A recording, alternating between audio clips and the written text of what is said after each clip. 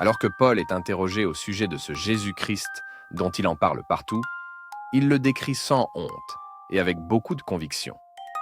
À la fin de son argumentaire, quelques-uns décident de lui faire confiance et même de le suivre, comme on peut le voir au verset 34.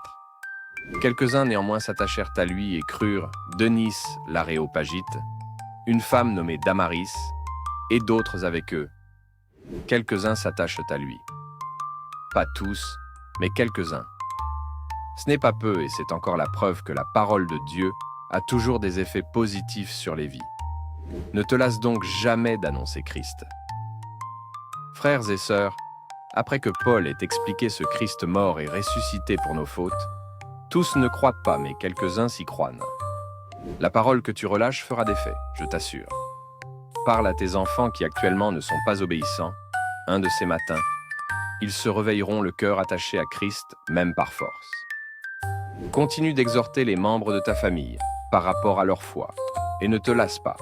Ils finiront un jour par croire aussi en Christ. Nous sommes dans un pays où tout semble déjà précipice. Ne te décourage pas, continue de faire ce que tu as à faire. Et certains suivront ton exemple, un de ces matins. Ne te lasse pas, madame, de continuer de prier pour ton mari, qui a une vie irresponsable. Tu te lèveras un matin et constateras qu'il a complètement changé. Si à la fin de l'exhortation de Paul, quelques-uns ont cru en Dieu, alors nous sommes encouragés à ne jamais nous lasser dans l'annonce de l'Évangile et dans la pratique du bien. Car tout finit par finir un jour.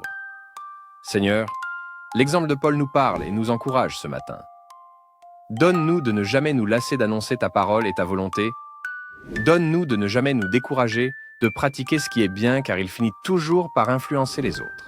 Que Christ bénisse ta célébration de demain au nom de Jésus-Christ. Bonjour créature merveilleuse,